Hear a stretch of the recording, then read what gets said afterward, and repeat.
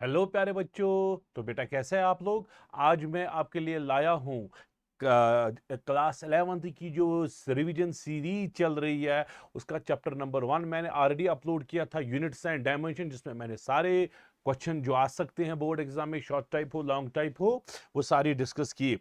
आज मैं आपके लिए लाया हूं चैप्टर नंबर 2, काइनेमैटिक्स जिसका नाम है, जिसमें मोशन इन स्ट्रेट लाइन आता है, वेक्टर्स आता है, मोशन इन प्लेन। तो वो 3 चैप्टर्स इस यूनिट में इंक्लूड है। तो प्यारे बच्चों आते हैं चैप्टर नंबर 2 जो कि काइनेमैटिक्स पे है। इसके क्वेश्चन जो है प्यारे बच्चों वो डिस्कस करेंगे। ठीक है प्यारे बच्चों, चलो प्यारे बच्चों आते हैं question. Topic number 1, topic wise मैंने इसमें ये जो है रखे हैं टॉपिक वाइज क्वेश्चंस। सो पहला ही टॉपिक जो है, पहला ही चैप्टर जो है इस यूनिट का, वो है motion in a straight line. चलो प्यारे बच्चों आते हैं motion in a straight line पे, करते हैं डिस्कस इसके क्वेश्चन। बहुत ही बेसिक क्वेश्चन। पहला ही क्वेश्चन जो है बच्चा लोग, आप बोलेंगे सर क्या है पहला क्वेश्चन।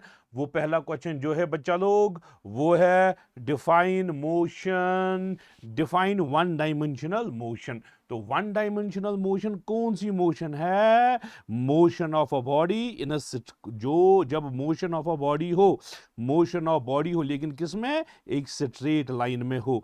जब मोशन ऑफ अ बॉडी हो, motion of a body in straight line, एक स्ट्रेट लाइन में हो जिसमें सिर्फ एक ही डायमेंशन बॉडी का चेंज हो जाए। फॉर एग्जाम्पल प्यारे बच्चों, मोशन अंडर ग्रेविटी है। ग्रेविटी में क्या होता है? बॉडी को हम रिलीज करते हैं, बॉडी वर्टिकली डाउनवर्ड आती है, ये मोशन है स्ट्रेट लाइन में, ये है वन डायमेंशनल मोशन। बॉडी सीधे जाएगी, यूनिफॉर्म मोशन हो, चाहे यूनिफॉर्म हो या नॉन मोशन, लेकिन एक ही डायरेक्शन में चलती है, स्ट्रेट लाइन में चलती है। इसको हम बोलते हैं मोशन इन वन डायमेंशन। आप ऑलरेडी पता है, ये कोई बड़ा मसला नहीं है। चलो प्यारे बच्चों नेक्स्ट क्या है? नेक्स्ट है बच्चा लोग define two dimensional motion. Two dimensional motion किसको बोलते हैं? हाँ, ये है motion of a body, motion of a body in a plane, in a plane. जब प्लेन में हो, जिस तरह से प्रोजेक्टाइल मोशन है प्यारे बच्चों, प्रोजेक्टाइल मोशन है, इसमें बॉडी इस तरह से ऊपर जाती है, ये प्लेन में मूव करती है, इसमें एक्स कोऑर्डिनेट भी चेंज होता है, साइमल्टेनियसली वाई कोऑर्डिनेट भी चेंज होता है। तो ये मोशन जो है एक प्लेन में है। ठीक है, जब मोशन इन अ प्लेन हो, प्लेन में मोशन हो, तो उसको बोलेंगे टू डायमेंशनल मोशन। चलो प्यारे बच्चों नेक्स्ट है give an example of, give an example of, किसकी एग्जांपल आपको चाहिए? टू डायमेंशनल मोशन की एग्जांपल। क्या है मोशन इन टू डायमेंशन की? आप बोल सकते हो प्रोजेक्टाइल मोशन है, प्रोजेक्टाइल मोशन है, वो टू डायमेंशनल एग्जांपल है motion, motion in two dimension की। चलो प्यारे बच्चों इसी तरह से ये है अर्थ। आप मानो अर्थ, चलो सन मानते हैं या अर्थ मानेंगे, अर्थ के अराउंड इस तरह से मून जाता है। मून जो है, मून का अपना प्लेन होता है, प्लेन ऑफ रेवोल्यूशन, ये एक प्लेन में रिवॉल्व करता है प्यारे बच्चों। या आप अर्थ मानो, अर्थ के अराउंड मून है, इस तरह से जाता है, इसका एक पर्टिकुलर प्लेन है, उसी प्लेन में ये मूव करता है। सो आप लिख सकते हो मोशन ऑफ मून अराउंड अर्थ। उसकी इसी तरह से motion in three dimension, three dimensional motion क्या है?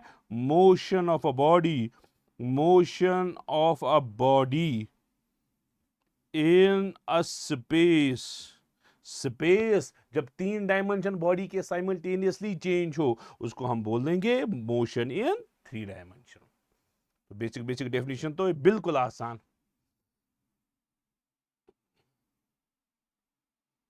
चलो प्यारे बच्चों यहां पे describe in each case whether the motion is one dimension, to dimension या थ्री डायमेंशन। आपको सिर्फ देखना है क्या ये वन डायमेंशनल मोशन है, टू डायमेंशनल है या three dimensional. A moving car on a straight highway, car जा रही है एक स्ट्रेट हाईवे में, तो ये मोशन इन वन डायमेंशन है।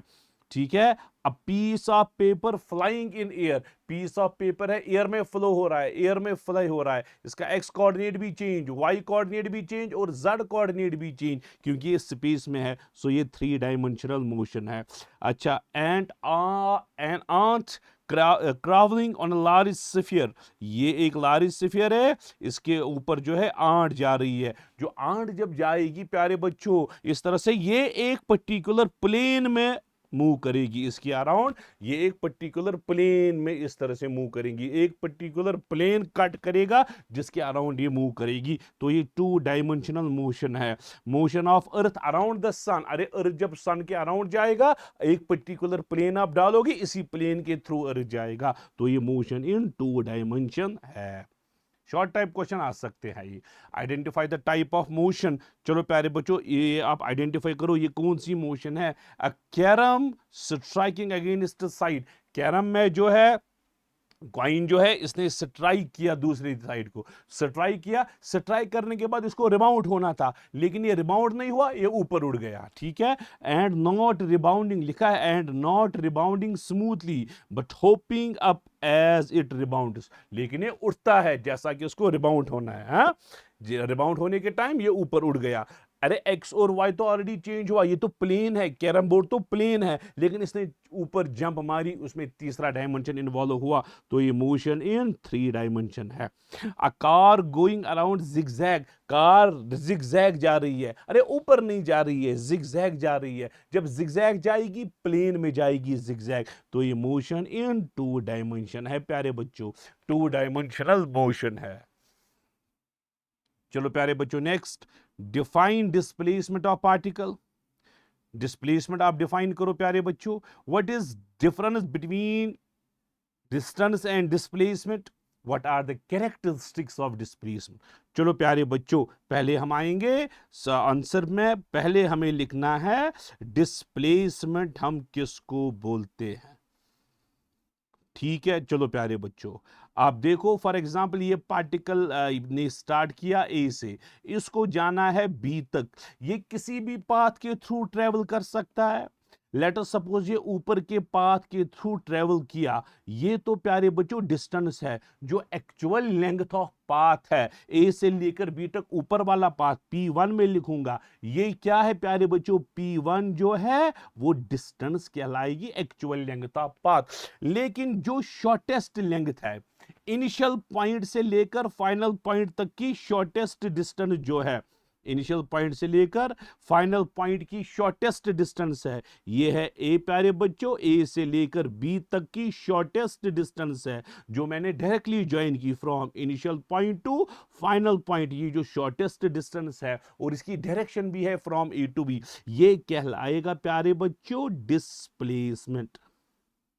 क्या कहलाएगा प्यारे बच्चों, डिस्प्लेसमेंट, ठीक है। तो आप लिख सकते हो the shortest distance, the shortest distance from initial point to final point is called, क्या बोलते हैं प्यारे बच्चों इसको, is called displacement, इसी को बोलते हैं डिस्प्लेसमेंट। या हम बोल सकते हैं A initial position, B final position, या ये A initial position, B final position. अगर फाइनल पोजीशन और इनिशियल पोजीशन को माइनस करेंगे, सब्ट्रैक्ट करेंगे, आपको डिस्प्लेसमेंट मिलेगी फ्रॉम ए टू बी। तो दूसरा आप लिख सकते हो change in position, from final position to initial position in a particular direction in particular time, तो पोजीशन के हिसाब से position of B minus position of A होगा, ठीक है। अब आते हैं प्यारे बच्चों, इसका जो दूसरा पार्ट है, what are the characteristics of displacement, what are the characteristics of displacement, displacement के क्या क्या कैरेक्टरिस्टिक्स है, अब इस पे आते हैं। चलो प्यारे बच्चों, अब आते हैं डिफरेंस पे, ठीक है, अब आते हैं डिफरेंस। ज्यादा पहला वाला difference between distance and displacement, इनकी आपस में डिफरेंस क्या है? डिस्टेंस और डिस्प्लेसमेंट की आपस की डिफरेंस क्या है? ठीक है प्यारे बच्चों, तो यहां पे हम लगाएंगे इस तरह से सेंट्रल में एक लाइन, तो ऊपर से लगाएंगे डिस्टेंस, क्योंकि बोर्ड एग्जाम में आपको डिटेल में लिखना पड़ता है, यहां से लिखेंगे डिस्प्लेसमेंट। ठीक है प्यारे बच्चों, चलो पहले पॉइंट पे बात करेंगे। डिस्टेंस क्या है प्यारे बच्चों? आप बोलोगे डिस्टेंस जो है ये एक्चुअल लेंथ ऑफ पाथ है, distance is the actual length of path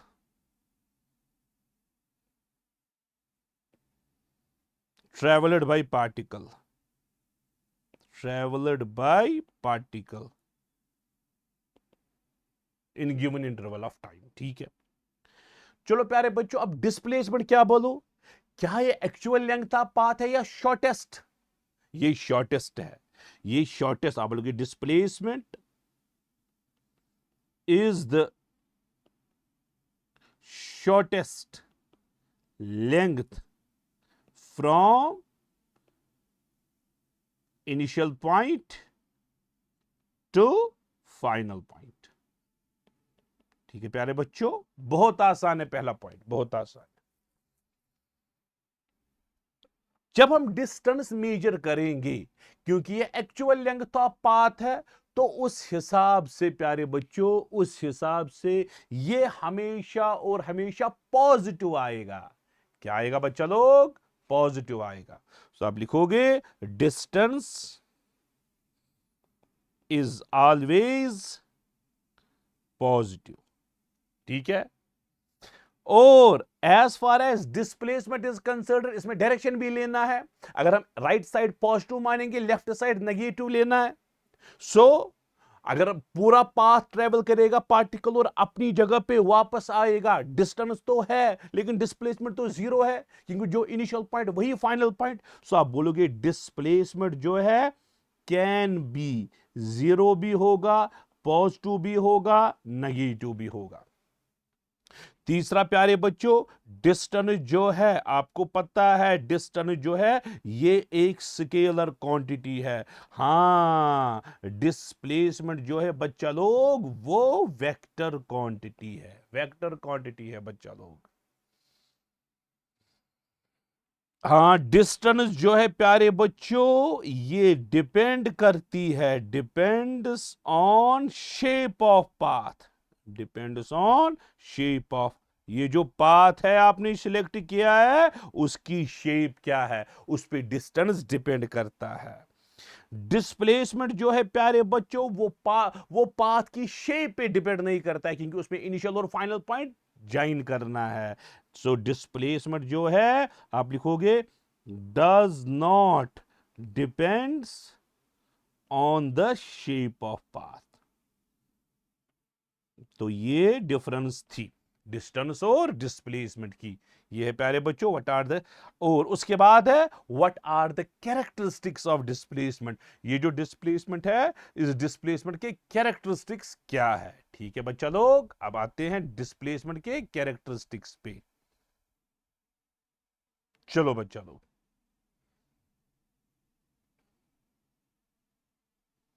चलो प्यारे बच्चों यहां पे आएंगे कैरेक्टरिस्टिक्स, कैरेक्टरिस्टिक्स ऑफ डिस्प्लेसमेंट।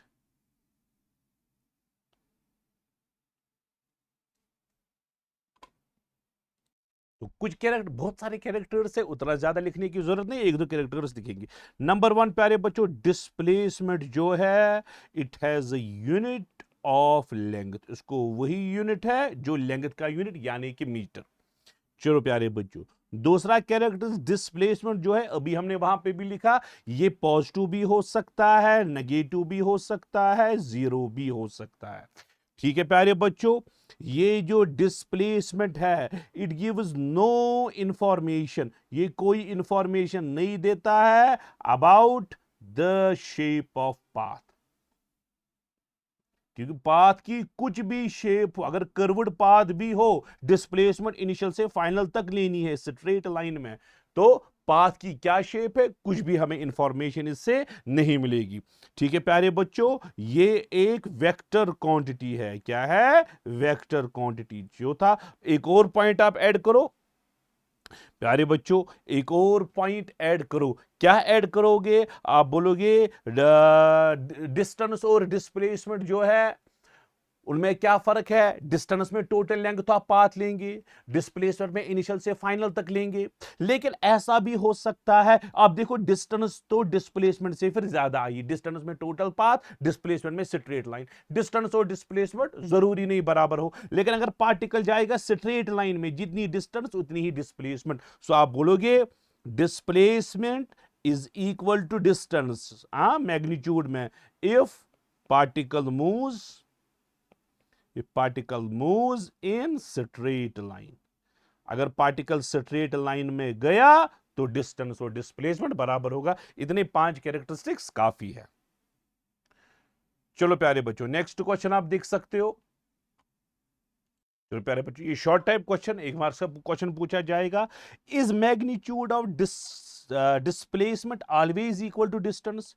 क्या डिस्प्लेसमेंट हमेशा डिस्टेंस के बराबर होता है? नो। आप बोलोगे सर नहीं, डिस्टेंस और डिस्प्लेसमेंट जो है वो बराबर नहीं है। नो, ये हमेशा बराबर नहीं है। क्यों? क्योंकि डिस्टेंस में टोटल पाथ लेंथ आती है, डिस्प्लेसमेंट में स्ट्रेट लाइन आती है। अच्छा, under what conditions they will be equal? कुछ कंडीशन ऐसी है जिनमें ये बराबर हो सकता है। हाँ, अगर पार्टिकल स्ट्रेट लाइन में चले तो जितनी डिस्टेंस उतनी ही displacement. Under what conditions it will be equal? आप बोलोगे if particle moves in straight line, in straight line, then magnitude of distance जो है वो डिस्प्लेसमेंट के मैग्नीट्यूड के बराबर होगा जब पार्टिकल जाएगा किसमें? स्ट्रेट लाइन में। चलो प्यारे बच्चों, इज इट पॉसिबल दैट, क्या ये पॉसिबल है? शॉर्ट टाइप क्वेश्चन है। Is it possible that displacement of a moving particle, displacement of moving particle is zero but not display? Is it possible? आप पहले बोलोगे यस, ये पॉसिबल है कि डिस्प्लेसमेंट जीरो होगी लेकिन डिस्टेंस जीरो नहीं होगी। फॉर एग्जांपल, पार्टिकल ने यहां पे स्टार्ट किया, इसने जर्नी की, वापस अपने पॉइंट पे पहुंचा। अरे डिस्टेंस में तो टोटल लेंगे तो आप पाथ आएगा, डिस्टेंस तो है, लेकिन डिस्प्लेसमेंट में जितना इनिशियल पॉइंट है वही तो फाइनल पॉइंट है। सो इस वाले केस में डिस्प्लेसमेंट जीरो है लेकिन डिस्टेंस का कुछ वैल्यू है। सो आप क्या बोलोगे प्यारे बच्चों? आप बोलोगे when particle moves, particle starts from a point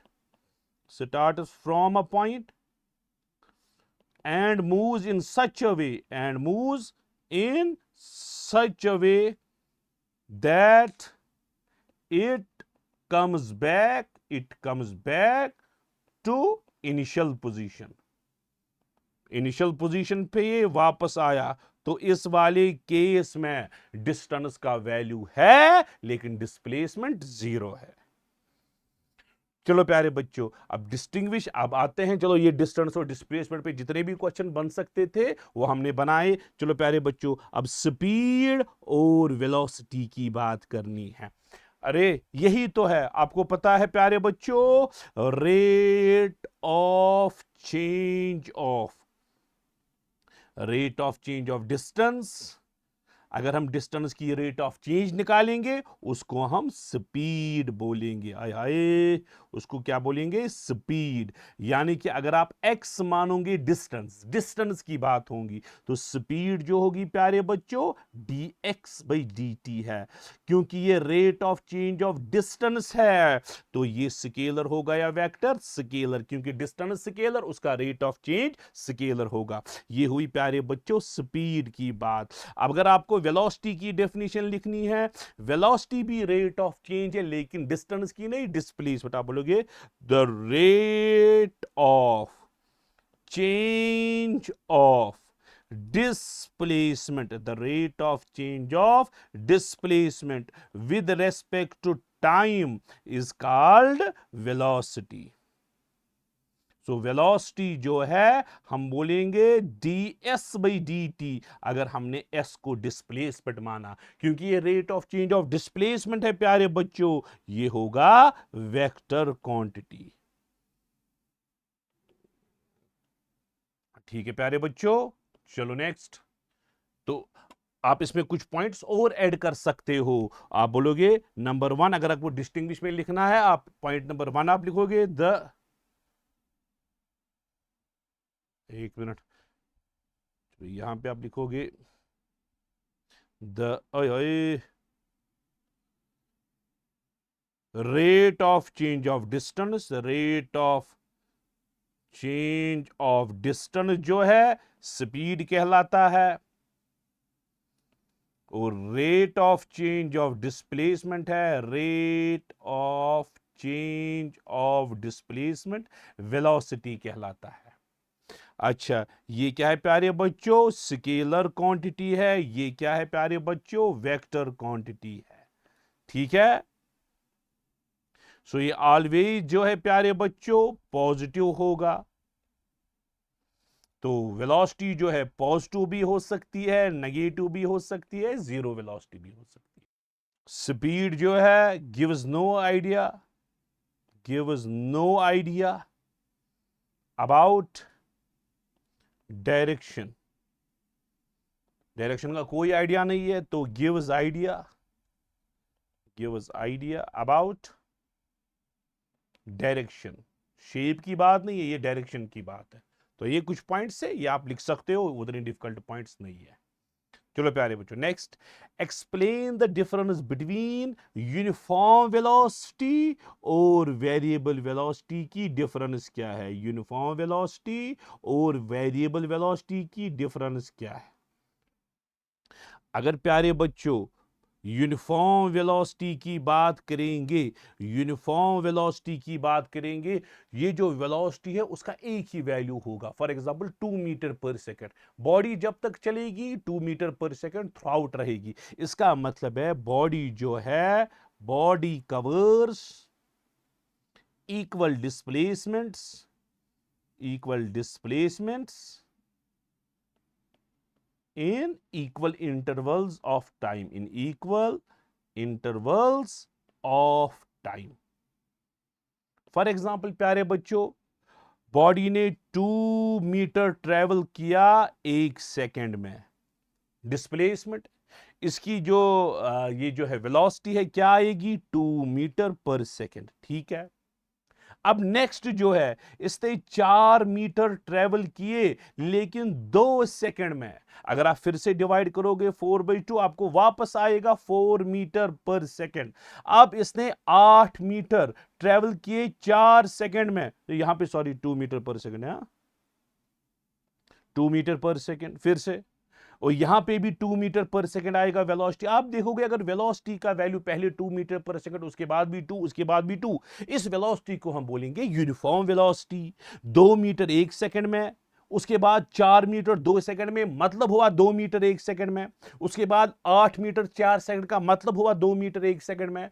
तो इस वेलोसिटी को हम क्या बोलेंगे? Uniform velocity. और वेरिएबल वेलोसिटी क्या बोलोगे प्यारे बच्चों? जब वेलोसिटी का वैल्यू चेंज होगा, पहले 2 मीटर पर सेकंड, अचानक से 3 बन गया, 3 से अचानक से 1 बन गया। So when body covers,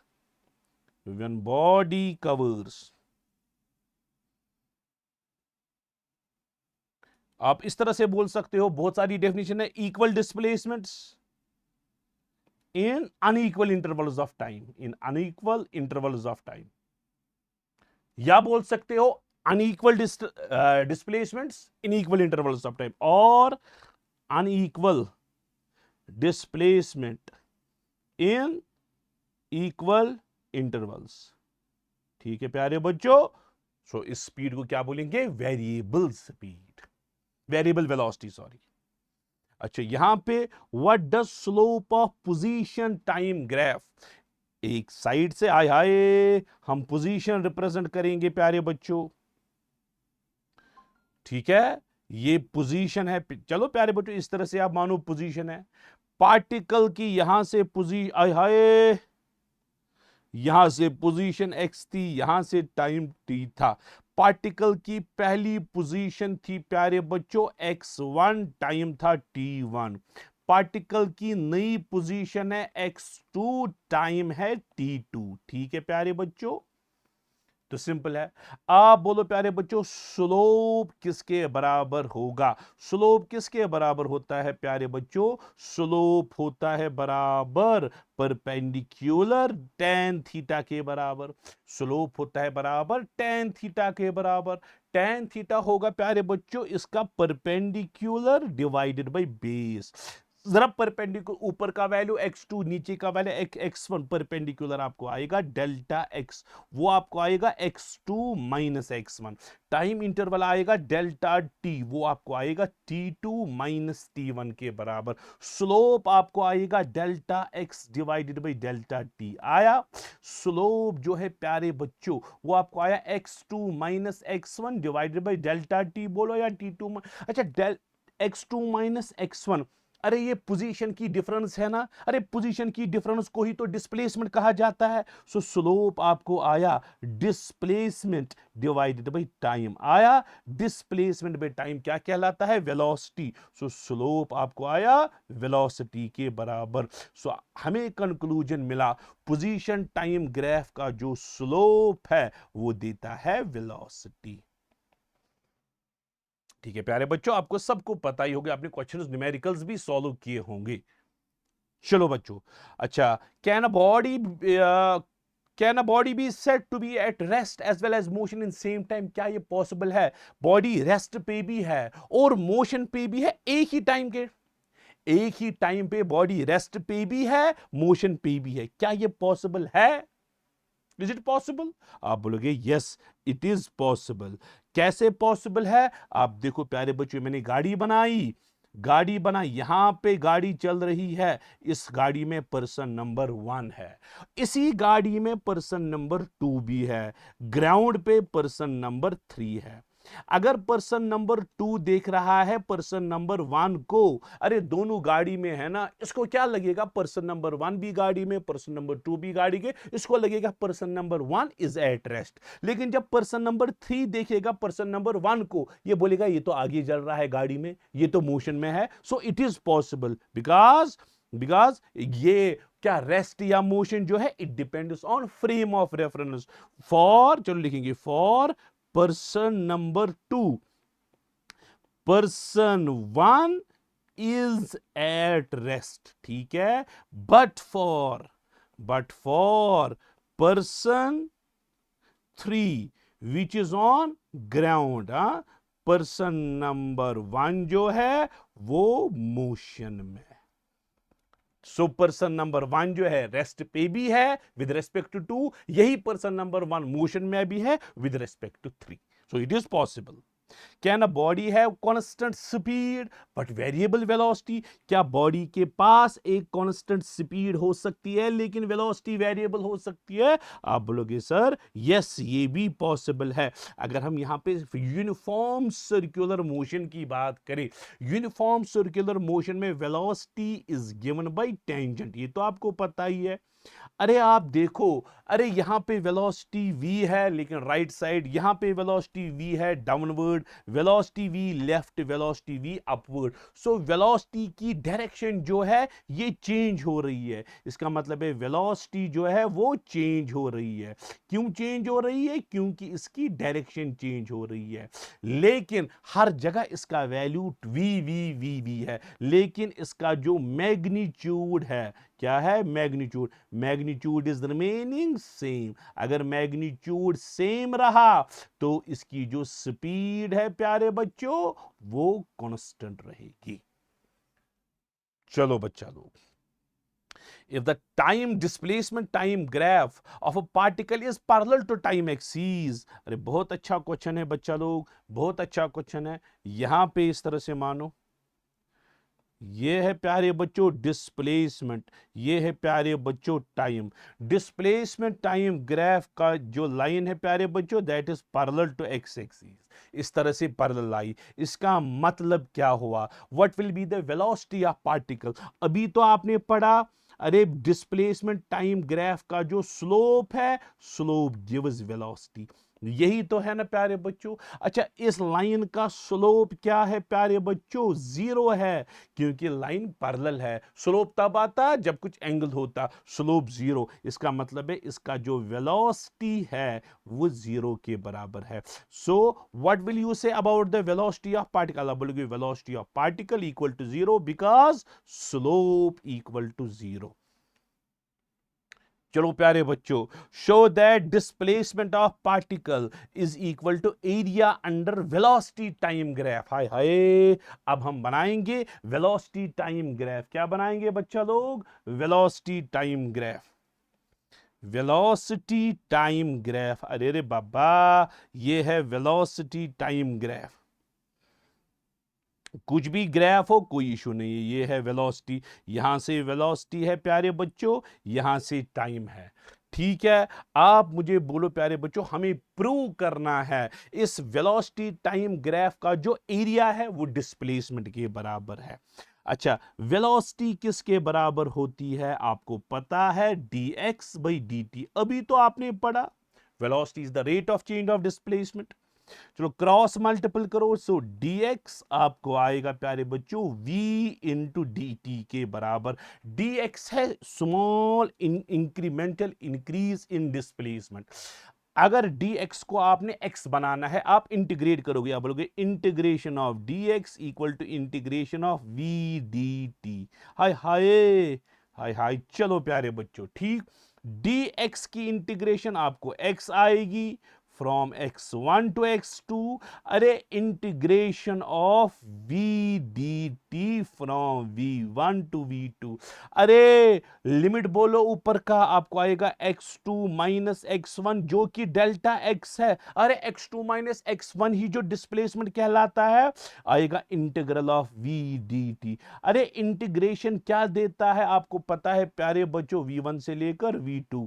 integration क्या देता है बच्चा लोग? इंटीग्रेशन एरिया देता है। स्लोप, डिफरेंशिएशन स्लोप देता है, इंटीग्रेशन एरिया देता है। सो हमें निकला डेल्टा एक्स जो है वो इंटीग्रेशन ऑफ वेलोसिटी dt के बराबर है ना, फ्रॉम v1 टू v2। सो आपको निकला डेल्टा एक्स जो है इंटीग्रेशन मींस एरिया अंडर किस कर्व के? vt curve.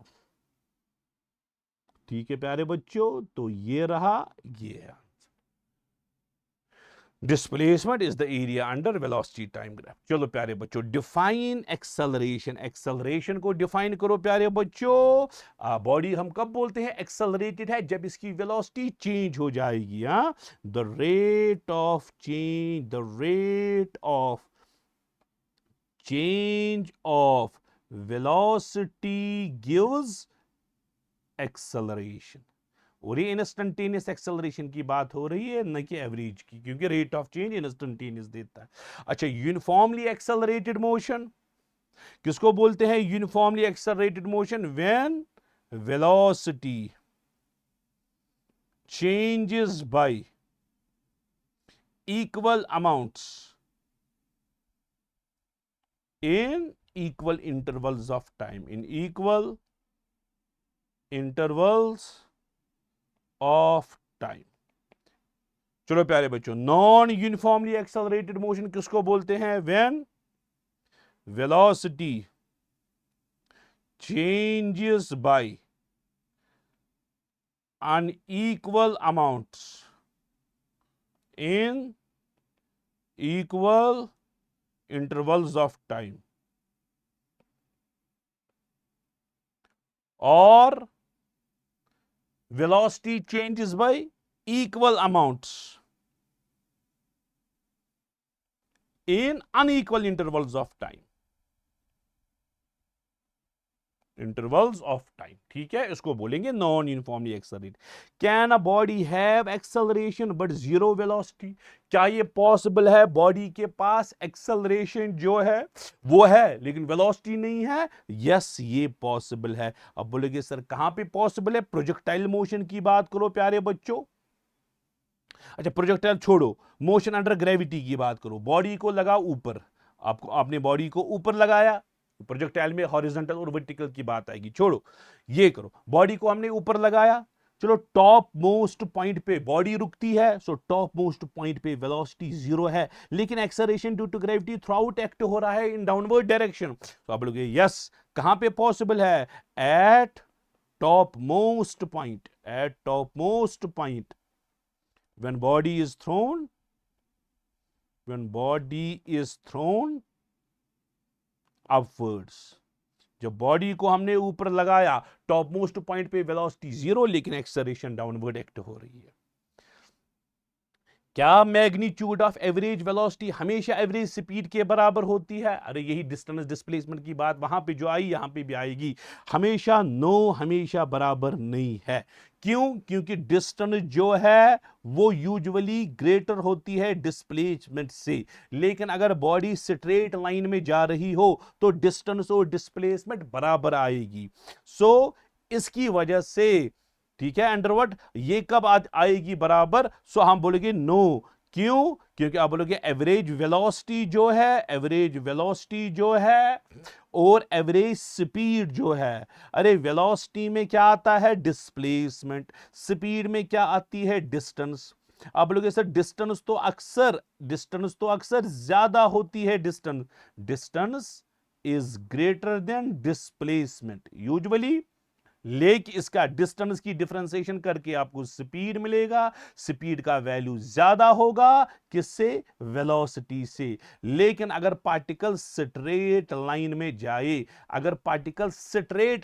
जाए, तो जितनी स्पीड उतनी ही वेलोसिटी आई. तो डिफरेंशिएट करके स्पीड और वेलोसिटी बराबर आएगी. कब? जब पार्टिकल स्ट्रेट लाइन में जाए. जितनी डिस्टेंस उतनी ही डिस्प्लेसमेंट, जितनी स्पीड उतनी ही वेलोसिटी आएगी. ग्राफ बनाना है प्यारे बच्चों, ग्राफ बनाना है किस किस के दरमियान? डिस्प्लेसमेंट और टाइम बनाना है और वेलोसिटी और टाइम बनाना है. For the motion of particle moving with uniform velocity. Uniform velocity है प्यारे बच्चों, यूनिफॉर्म वेलोसिटी है. चलो प्यारे बच्चों, पहले बनाओ डिस्प्लेसमेंट और टाइम का ग्राफ बनाओ. डिस्प्लेसमेंट और टाइम का ग्राफ.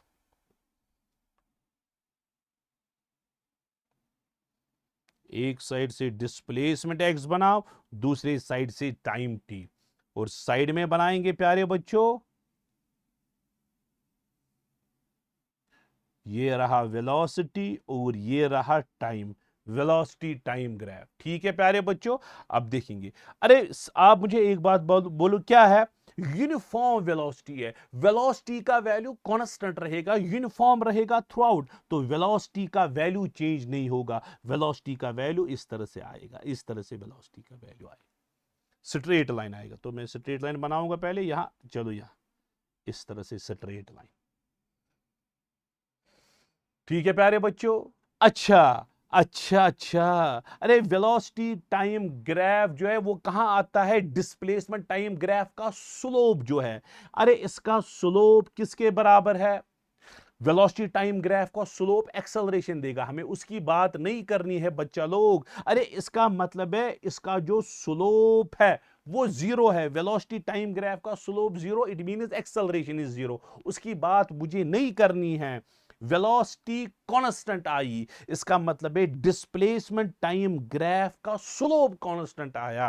अरे वेलोसिटी क्या आई? कांस्टेंट आई ना, कांस्टेंट. ठीक है, आया.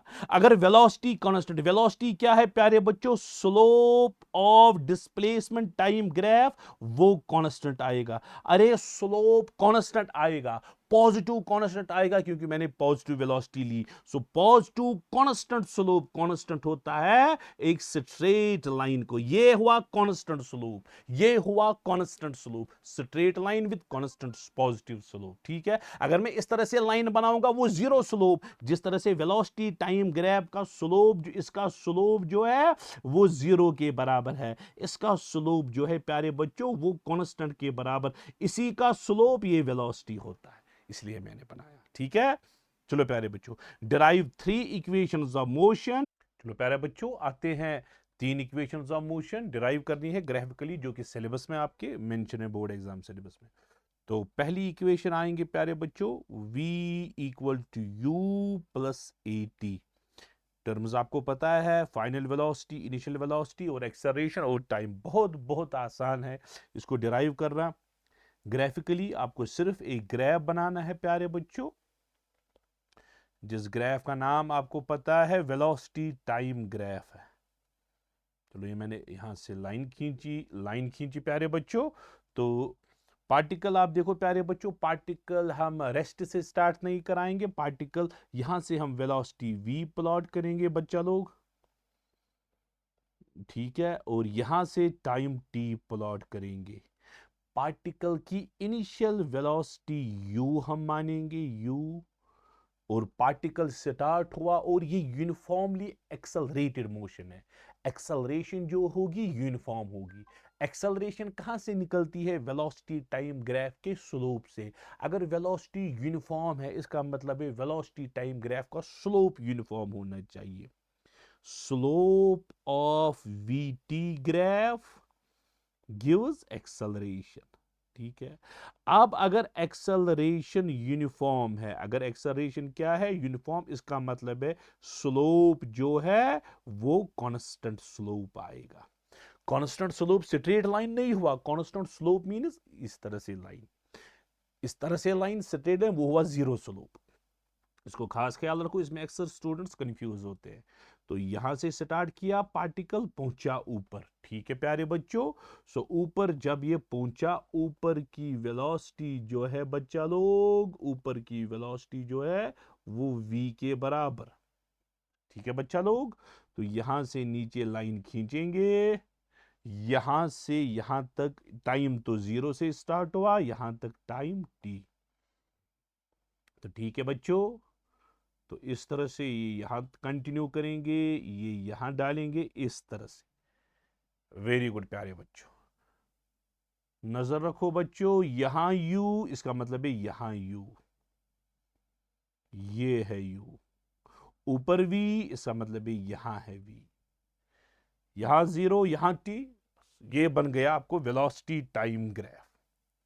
ये पॉइंट हम a मानेंगे, इस पॉइंट को B रखेंगे नाम, इस पॉइंट को C रखेंगे नाम, इस पॉइंट को D रखेंगे नाम। ठीक है बच्चों, अब ये हमें वेलोसिटी टाइम ग्राफ जो है ये बन गया, along with it is details. जैसा कि आपको पता है प्यारे बच्चों, अब स्लोप यहां पे हम लिखेंगे स्लो, इतना मोटा, slope of velocity time graph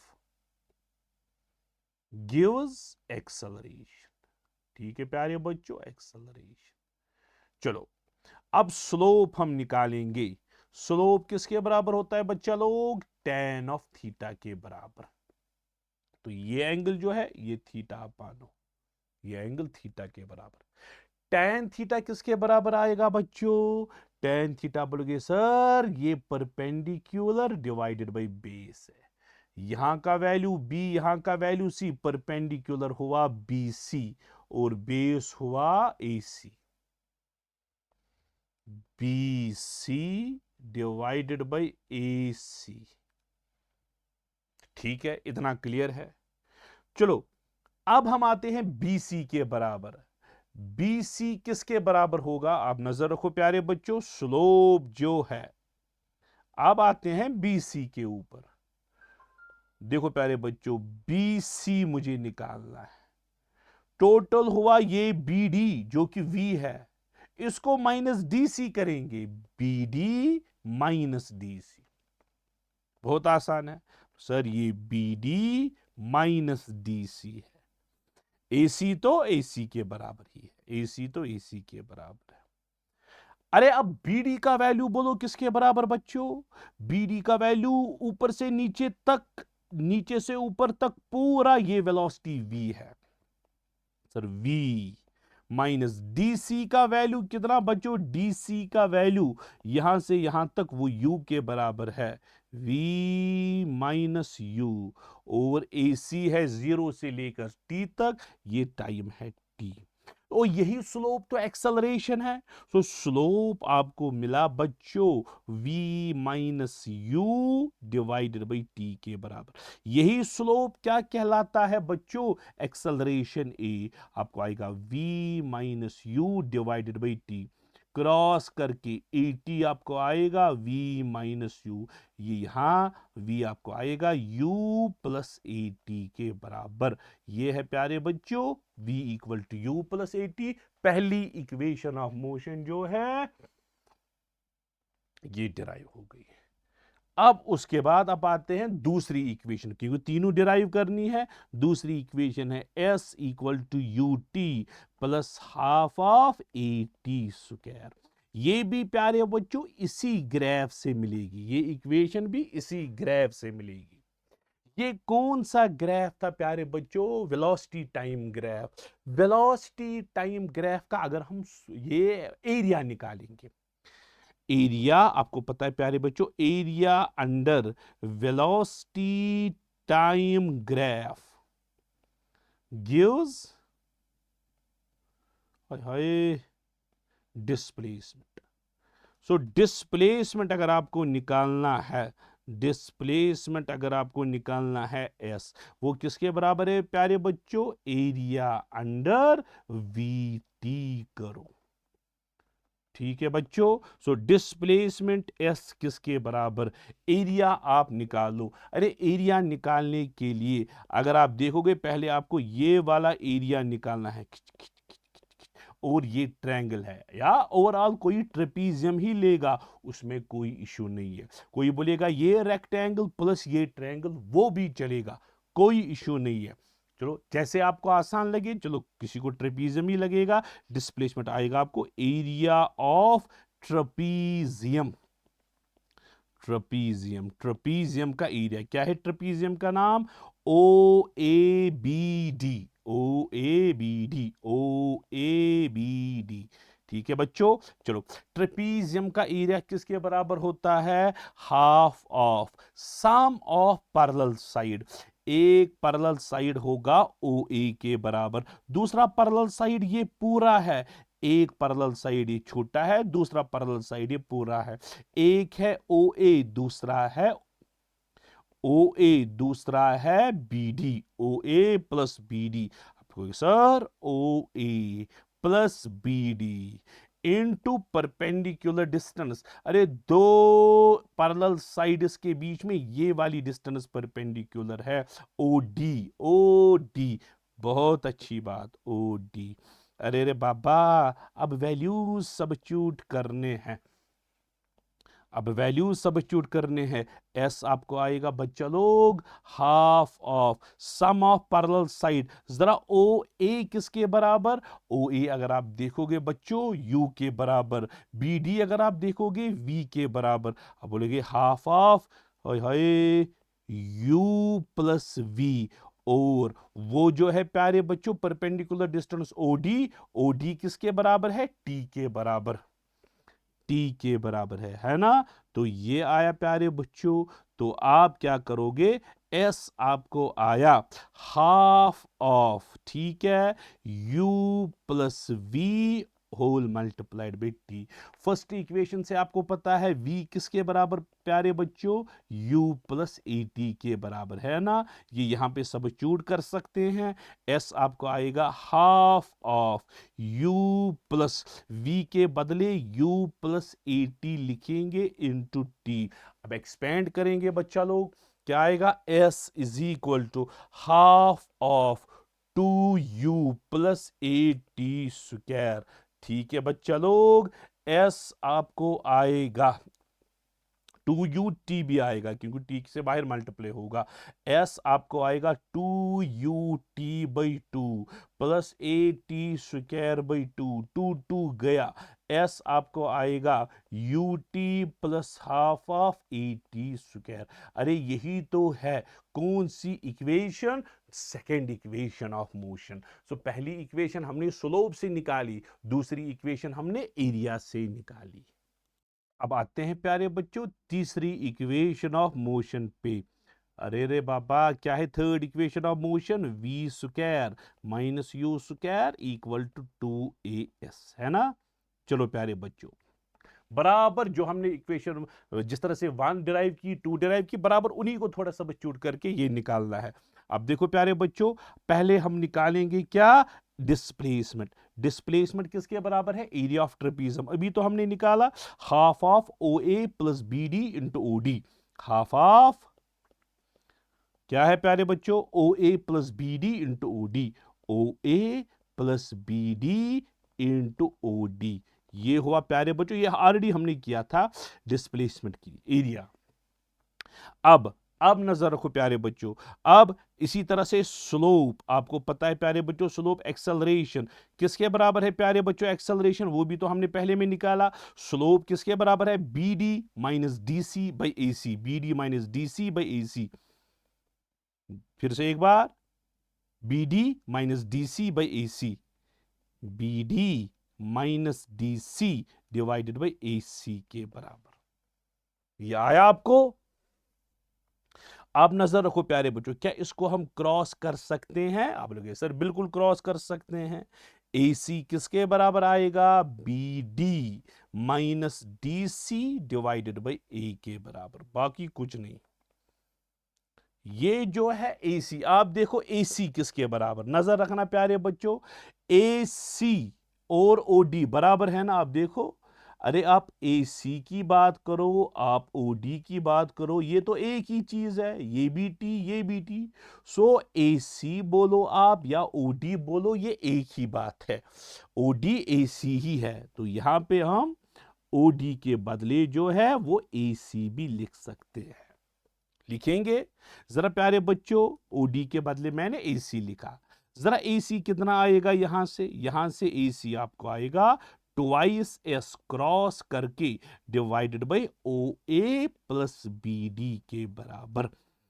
sir बिल्कुल AC का वैल्यू, ये इक्वेशन नंबर 1, ये इक्वेशन नंबर 2। अगर आप इक्वेशन नंबर 1 और 2 देखोगे प्यारे बच्चों, दोनों चीजें AC के बराबर है। हम लिखेंगे इक्वेटिंग 1 एंड 2। जरा 1 क्या है? 2S divided by OA plus BD, है ना, equal to BD minus DC divided by A। 2AS किसके बराबर? BD minus DC divided by OA plus BD। ठीक है बच्चा लोग, अब वैल्यूज सब्स्टिट्यूट करने हैं। 2AS, जरा BD माइनस DC किसके बराबर आएगा?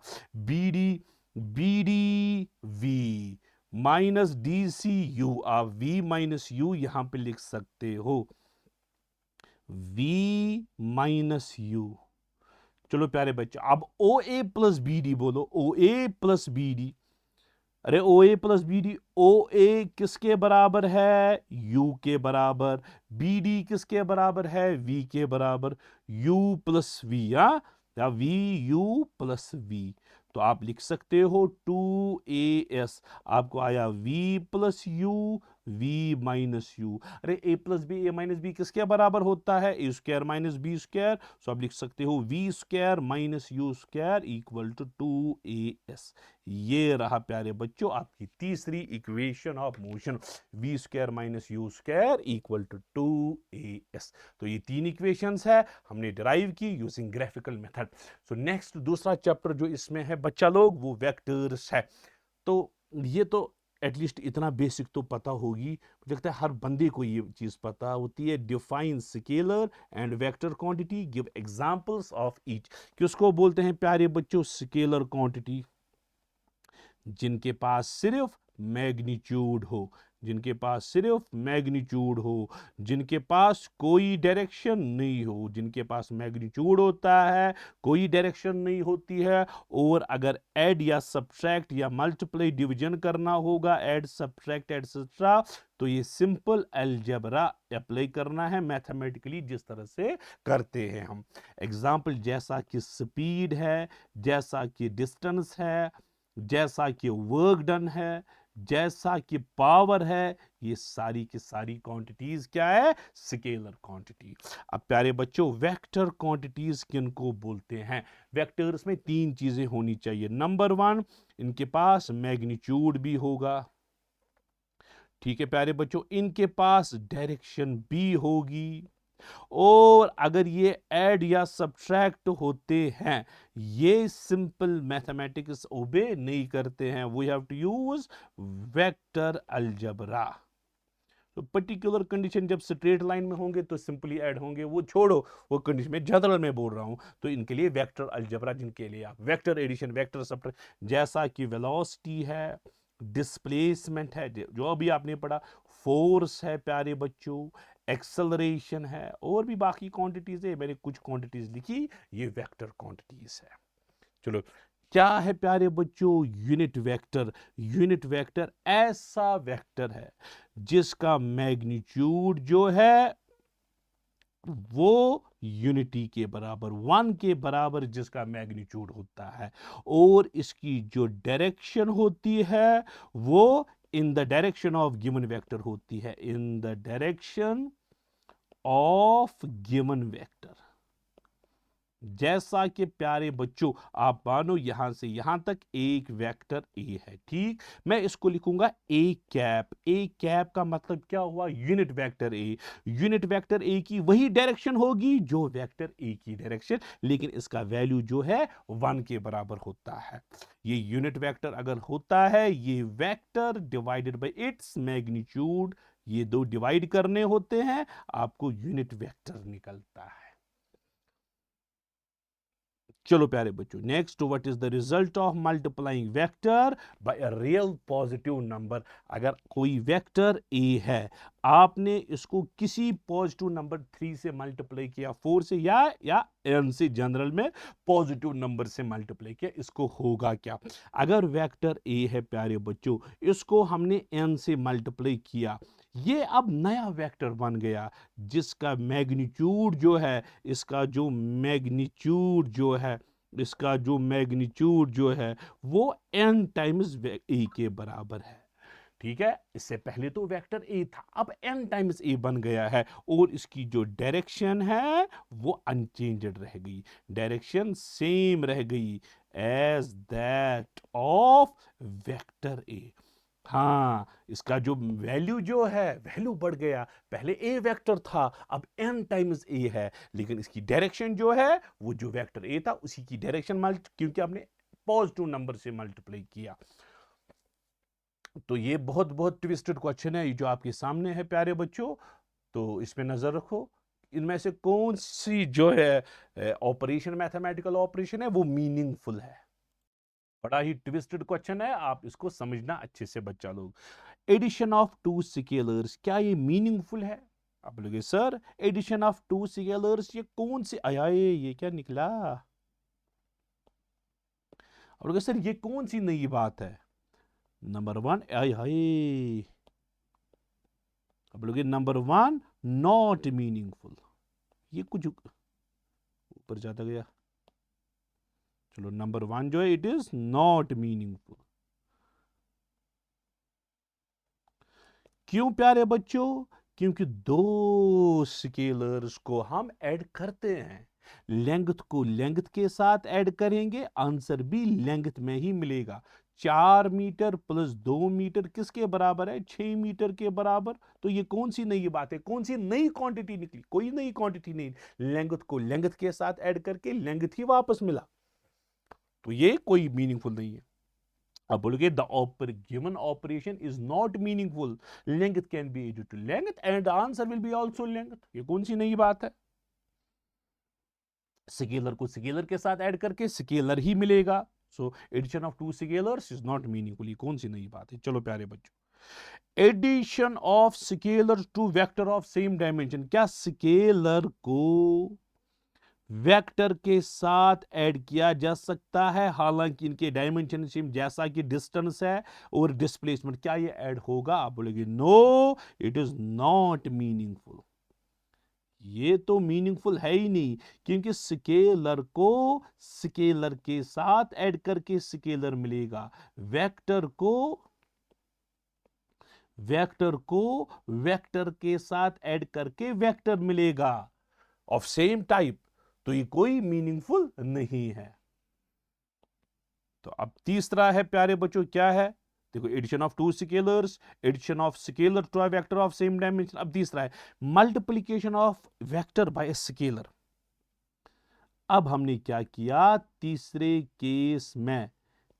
केस में हमने मल्टीप्लाई किया, हमने क्या किया? मल्टीप्लाई किया किसको? स्केलर को वेक्टर के साथ। क्या ये मीनिंगफुल है? यस, अभी तो आपने पढ़ा, ये तो मीनिंगफुल है। अब लोगे सर क्यों मीनिंगफुल है? क्योंकि अगर वेक्टर ए था, इसको हमने किसी स्केलर एन से मल्टीप्लाई किया, हमें एक नया वेक्टर मिलेगा जो एन ए है, जिसका मैग्नीट्यूड जो है एन टाइम्स होगा और जिसकी जो डायरेक्शन जो है वो सेम रहेगी। तो ये मीनिंगफुल है, ये मीनिंग रखता है स्केलर को। चलो प्यारे बच्चों, चौथा ऑपरेशन क्या था प्यारे बच्चों? चलो, multiplication of any two scalars. क्या दो स्केलर्स को मल्टीप्लाई करना क्या मीनिंग रखता है? बिल्कुल, ये भी मीनिंग रखता है, मीनिंगफुल। अब लोग सर कैसे मीनिंग रखता है? क्योंकि फॉर एग्जांपल लेंथ है और ब्रेडथ है, लेंथ और ब्रेडथ को हम मल्टीप्लाई कर सकते हैं, वहां से एरिया निकलता है, ये तो मीनिंग रखता है। दो स्केलर्स को मल्टीप्लाई करना मीनिंग रखता है, लेंथ और ब्रेडथ को मल्टीप्लाई किया, एरिया निकला प्यारे बच्चों। ठीक है। अब पांचवा है प्यारे बच्चों, दो वेक्टर्स को ऐड करना क्या मीनिंगफुल रखता है? नो। ये कौन सी मीनिंग रखिएगा प्यारे बच्चों? क्योंकि वेक्टर को वेक्टर के साथ ही ऐड किया जाता है। अगर फिजिकल क्वांटिटी सेम हो, वेक्टर तो वेक्टर के साथ ही ऐड होगा। ये कौन सा नया मीनिंग रखता है? तो ये कोई मीनिंग खास नहीं रखता है। तो बाकी थोड़ा ट्विस्टेड क्वेश्चन था, सीबीएसई पैटर्न पे क्वेश्चन था। अच्छा, does the nature of vector change? अच्छा, वेक्टर का अभी आपने देखा, जब हमने स्केलर से मल्टीप्लाई किया, ये नया वेक्टर बन गया। क्या इसका नेचर चेंज हुआ? नेचर चेंज हुआ। अगर इसको स्केलर के साथ मल्टीप्लाई करेंगे, क्या इसका नेचर चेंज हो सकता है? आप बोलोगे सर, अपने हिसाब से बोलोगे सर नेचर तो चेंज नहीं हुआ, वेक्टर ए था, इसको हमने n टाइम्स ए बनाया। नहीं नहीं बेटा, इसका जो नेचर है वो चेंज हो सकता है। Yes, it can. Does the nature of vector change? Yes, इसका नेचर। फॉर एग्जाम्पल प्यारे बच्चों, मास क्या है? मास आप मानो ये स्केलर है ना। एक्सेलरेशन क्या है प्यारे बच्चों? वेक्टर है। ठीक, हमने एक्सेलरेशन वेक्टर को मास से मल्टीप्लाई किया, एक्सेलरेशन वेक्टर को मास से मल्टीप्लाई किया। ठीक है, ये एक्सेलरेशन था, मास से मल्टीप्लाई करके फोर्स बन गया इसको। अरे फोर्स है, इसका नेचर डिफरेंट है, एक्सेलरेशन का नेचर डिफरेंट है, सो इसका नेचर चेंज हुआ। एक्सेलरेशन कन्वर्ट हुआ फोर्स पे जब हमने इसको मास से मल्टीप्लाई किया, सो नेचर तो इसका चेंज हुआ। इफ अ फिजिकल क्वांटिटी के पास मैग्नीट्यूड भी है, डायरेक्शन भी है, क्या ये जरूरी है, कंफर्म्ड है ये कि ये वेक्टर है? Is it necessarily a vector quantity? आप बोलोगे no sir, it is not necessarily a vector. क्योंकि वेक्टर होने के लिए तीन कंडीशन जरूरत है। एक, मैग्नीट्यूड होना चाहिए, दूसरी डायरेक्शन होनी चाहिए, और तीसरा ये vector laws of addition follow करना चाहिए। Vector algebra add subtract multiply होने के लिए अगर सिर्फ दो ही कंडीशन सेटिस्फाई हुई, जिस तरह से करंट में होती है, मैग्नीट्यूड भी करंट में है, डायरेक्शन भी है, लेकिन उसके बाद भी स्केलर है क्योंकि उसमें वेक्टर अलजेब्रा नहीं लगता है। क्या रोटेशन हमेशा वेक्टर क्वांटिटी होती है?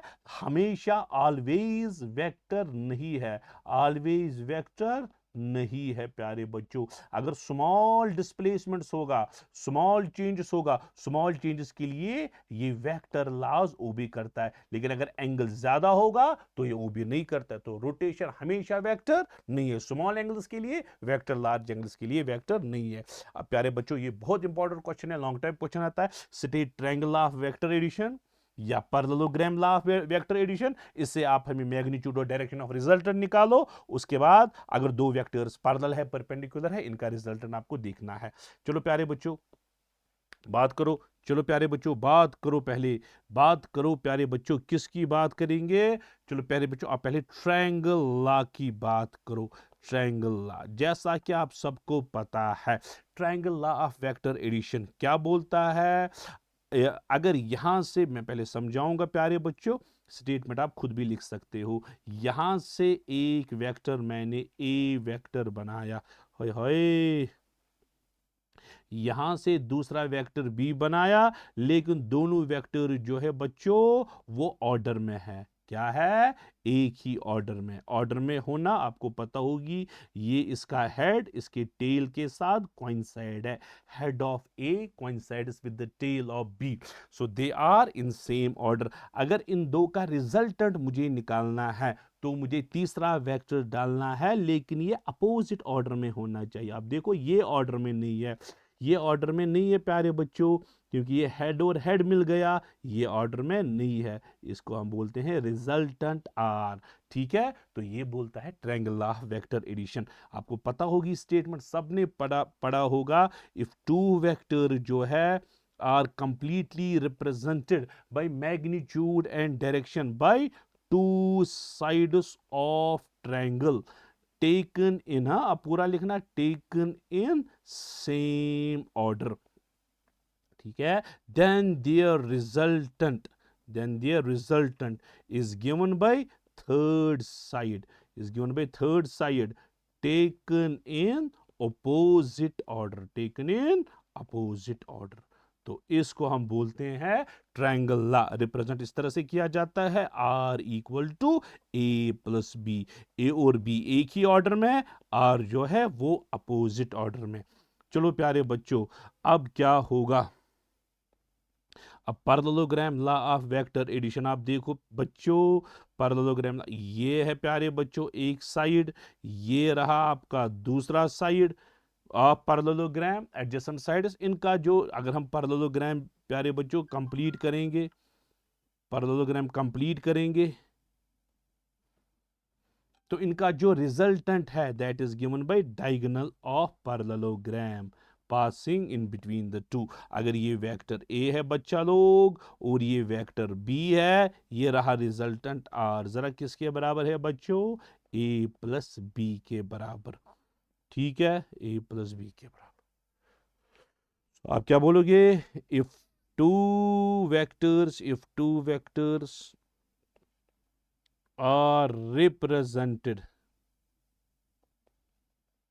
by two sides of parallelogram of two adjacent sides, आप लिख सकते हो by two adjacent, हाँ आप इधर लिखना adjacent sides of parallelogram, then resultant is given by diagonal of parallelogram, या पूरा डिटेल में लिखना। तो रिजल्टेंट इस तरह से रिप्रेजेंट किया जाता है, ए प्लस बी। दोनों में से एक ला यूज करो मैग्नीट्यूड और डायरेक्शन ऑफ रिजल्टेंट निकालने के लिए। पैरेललोग्राम ला यूज करो, ट्रायंगल ला यूज करो, कोई ना कोई ला यूज करो। चलो यहां पे प्यारे बच्चों ये रहा एक साइड, ये रहा प्यारे बच्चों दूसरा साइड,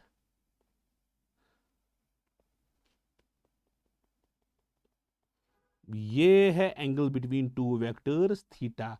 एक का हेड दूसरा का टेल, वो प्रोड्यूस करना है आगे, इस तरह से आगे जाके आपको प्रोड्यूस करना है, फिर आपको एंगल बिटवीन टू वेक्टर्स मिलेगा। तो ये रहा प्यारे बच्चों, ये है रिजल्टेंट, जो मैंने येलो से बनाया वही है रिजल्टेंट।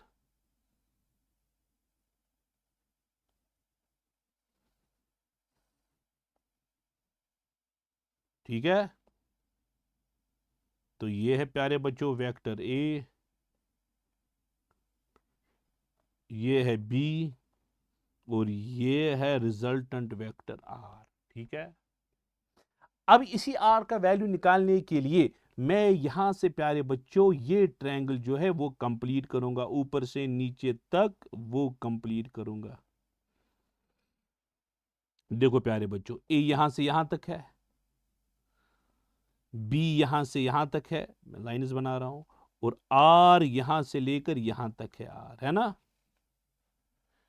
और अब बी आप देखो प्यारे बच्चों, यहां से बी का एक आएगा बी कॉस ऑफ थीटा, ये वर्टिकल आएगा बी साइन ऑफ थीटा, दिख रहा है आपको, बी साइन ऑफ थीटा। चलो मैं इस तरह से लिखूंगा पहले, क्योंकि आपको ये लॉन्ग टाइप क्वेश्चन आता है।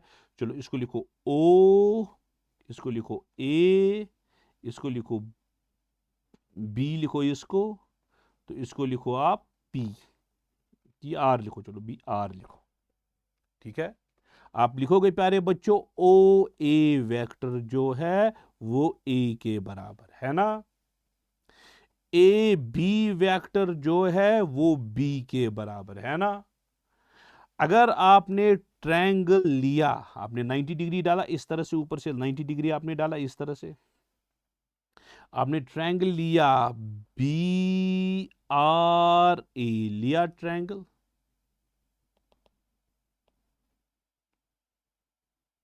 ए आर बी ट्रायंगल लिया आपने, ए आर बी ट्रायंगल, नीचे से ए आर बी, ये वाला ट्रायंगल आपने लिया ए आर बी। ठीक है प्यारे बच्चों, आप लिखोगे प्यारे बच्चों साइन ऑफ थीटा जो है वो B R sine theta perpendicular divided by B के बराबर है। उस हिसाब से बी आर जो है प्यारे बच्चों आपको आया बी साइन थीटा के बराबर, वो मैंने लिखा, बी आर का वैल्यू मैंने ऑलरेडी लिखा है यहां पे, बी साइन थीटा। सो इसी तरह से आप कॉस थीटा लिखोगे, base by hypotenuse A R divide by hypotenuse B है, ए आर आपको आएगा बच्चा लोग बी कॉस ऑफ थीटा के बराबर, मैंने लिखा है ऑलरेडी प्यारे बच्चों, ए आर है बी कॉस थीटा के बराबर। इतना क्लियर हुआ। अब नजर रखना प्यारे बच्चों, अब बड़ा वाला ट्रायंगल लेंगे, ये है बड़ा ये रहा आपका बड़ा ट्रायंगल ओ आर बी, ये ओ आर बी, ये ओ आर बी, ये रहा ट्रायंगल ओ आर बी आया। इसमें आपको आर का वैल्यू निकालना है, आर हाइपोटेन्यूज है बच्चा लोग, हाइपोटेन्यूज है ओ बी के बराबर। अब आप लिखोगे ओ बी स्क्वायर, बेस कितना है ओ आर, पूरी base O R square, perpendicular कितना है प्यारे बच्चों बी आर स्क्वायर। बस अब तो निकला, ओ बी है आर स्क्वायर के बराबर, ओ आर का वैल्यू किसके बराबर, आप देखो प्यारे बच्चों ओ आर किसके बराबर आएगा, ओ आर आपको आएगा ओ ए प्लस ए आर आया, ओ ए आया ए आर आया B cos theta, A plus B cos of theta whole square, plus B R आपको आएगा B sine of theta whole square, R square आपको आएगा A square plus B cos theta square plus twice A B cos theta plus B square sine square theta. अगर आप देखोगे प्यारे बच्चों इसमें और इसमें बी स्क्वायर कॉमन आएगा, तो आप इस तरह से लिखोगे R square equal to A square plus B square common आएगा cos square theta plus sine square theta plus twice A B cos of theta. Sine square theta plus cos square theta किसके बराबर होता है, 1 के बराबर। आपको आएगा R square equal to A square plus B square plus twice A B cos of theta. So R का value आपको आया under root of A square plus B square plus twice A B cos theta. तो ये रहा प्यारे बच्चों आपकी resultant क्या मैग्नीट्यूड। अगर आपको डायरेक्शन ऑफ रिजल्टेंट निकालना है, डायरेक्शन ऑफ रिजल्टेंट, तो आराम से निकलेगी। हम देखेंगे प्यारे बच्चों, ये जो रिजल्टेंट वेक्टर है, रिजल्टेंट वेक्टर ने ए के साथ एंगल बीटा बनाया। रिजल्टेंट वेक्टर जो है आर, आई हाय, रिजल्टेंट वेक्टर जो है आर, आर ने बीटा एंगल ए के साथ बनाया। सो आप बोलोगे बेटा tan ऑफ बीटा, ठीक है। सो आप लिखोगे प्यारे बच्चों, आई हाय, चलो, tan बीटा किसके बराबर आएगा, परपेंडिकुलर बाई बेस, परपेंडिकुलर है B R by O R, B R divided by O R, B R किसके बराबर बच्चा लोग, बी साइन थीटा, है ना, बी साइन, आए हाय, अरे रे पापा, ये क्या हो गया। हम्म हम्म, चलो ठीक करना पड़ेगा, लो एफिशिएंसी नाउ। चलो बच्चा लोग, कोई इशू नहीं, इसको बराबर करेंगे, इसको लाएंगे। हम्म,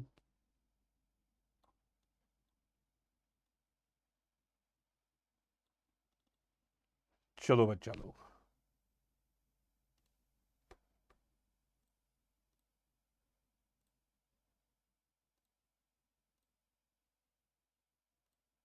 चलो बच्चा लोग, ठीक है।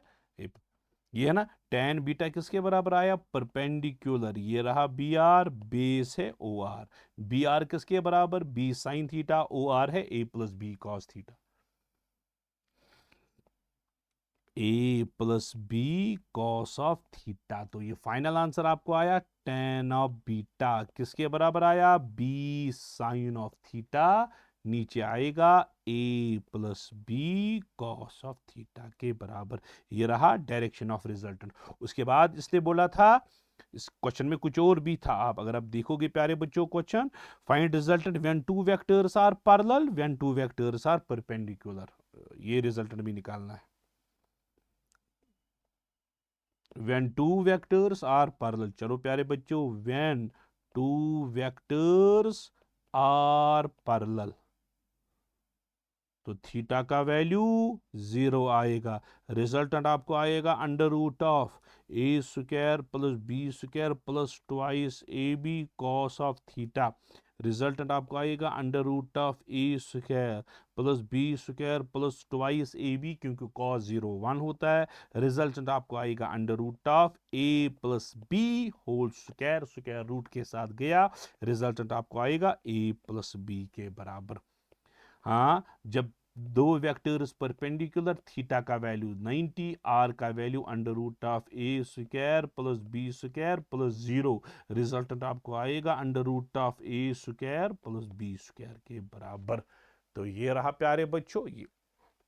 अब ये क्वेश्चन आप देखो, explain scalar product of two vectors, scalar product explain करो और इसकी दो प्रॉपर्टीज भी एक्सप्लेन करो। आपको पता है स्केलर प्रोडक्ट को हम बोलते हैं डॉट प्रोडक्ट। तो कैसे डिफाइन किया जाता है, अगर यहां से वेक्टर ए है बच्चा लोग, यहां से वेक्टर बी है और smaller angle between them theta है, बाहर वाला एंगल जरूरत नहीं है, सो इनका जो डॉट प्रोडक्ट है ए डॉट बी, वो हम बोलते हैं ये मैग्नीट्यूड ऑफ ए, ये मैग्नीट्यूड ऑफ बी और cos of theta, angle between, smaller angle between two vectors है, इसको हम बोलते हैं डॉट प्रोडक्ट। इनकी प्रॉपर्टीज, प्रॉपर्टीज के बारे में चलो प्यारे बच्चों आप देखो, ए डॉट बी जो है ये बी डॉट ए के बराबर होता है, ये इसकी प्रॉपर्टी नंबर 1 है। इसको बोलते हैं प्यारे बच्चों क्यूमिटेटिव property, C you M क्यूमिटेटिव property. सो आप बोलोगे नंबर 1 डॉट प्रोडक्ट जो है वो क्यूमिटेटिव है, क्योंकि ए डॉट बी और बी डॉट ए आपस में बराबर है। दूसरी प्रॉपर्टी जो है प्यारे बच्चों, अगर ए डॉट बी प्लस सी होगा, ठीक, तो बराबर मल्टीप्लाई जिस तरह से करते हैं, ये ए डॉट बी होगा प्लस ए डॉट सी होगा। इसको बोलते हैं प्यारे बच्चों डिस्ट्रीब्यूटिव प्रॉपर्टी। सो ये डिस्ट्रीब्यूटिव होगा। सो दो प्रॉपर्टीज आप लिख सकते हो, dot product is commutative, dot product is distributive.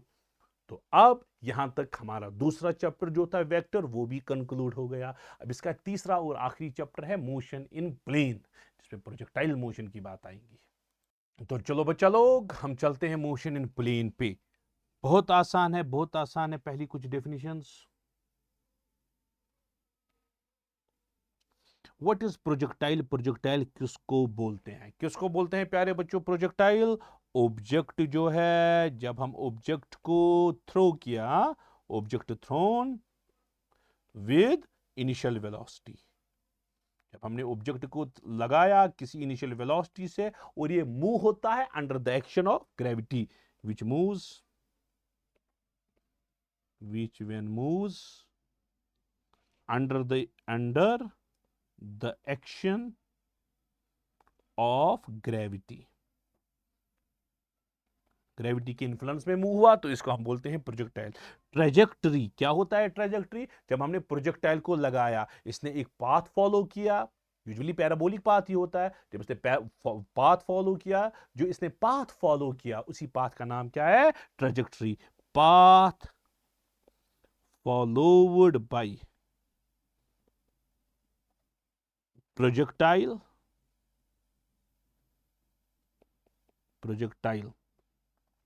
during its journey,